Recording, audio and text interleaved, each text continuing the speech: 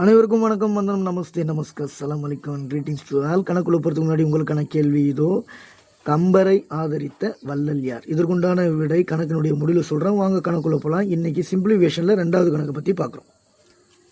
323 1/3 plus 327 1/4 plus 223 1/2 plus 42 1/7 simplification பண்ணுங்கன்னு கேட்குறாங்க. இது எப்படி போடுறது? முதல்ல முழு எண்கள் எல்லாம் எடுத்து எழுதிப்போம். 323 பிளஸ் 327 பிளஸ் 223 பிளஸ் 42. அடுத்து பின்ன எண்கள் எல்லாம் தனியாக எழுதிப்போம். 1/3 பிளஸ் 1/4 பிளஸ் 1/2 பிளஸ் 1/7.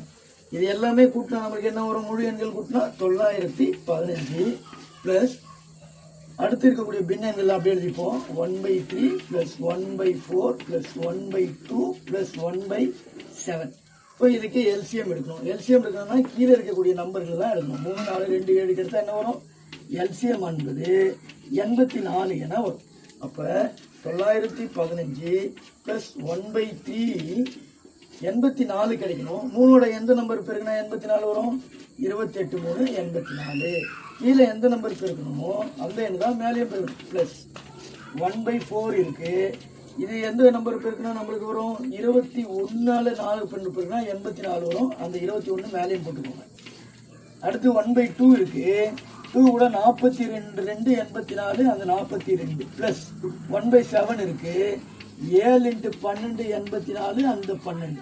ஸோ 915 கீழே எல்லாத்துக்கும் 84 வரும். பொதுவாக 84 எடுத்துப்போம். 28 பெருக்குனா 28 ப்ளஸ் 21 ப்ளஸ் 42 ப்ளஸ் 12 915 ப்ளஸ் இது எல்லாத்தையும் ஆட் பண்ணால் 103/84 கிடைக்கும்.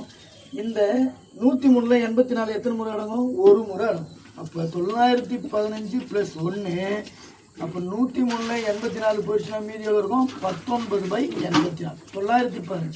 915 916 19/84 இஸ் த ஆன்சர். கம்பரை ஆதரித்த வள்ளல் சடையப்ப வள்ளல். நன்றி, வணக்கம்.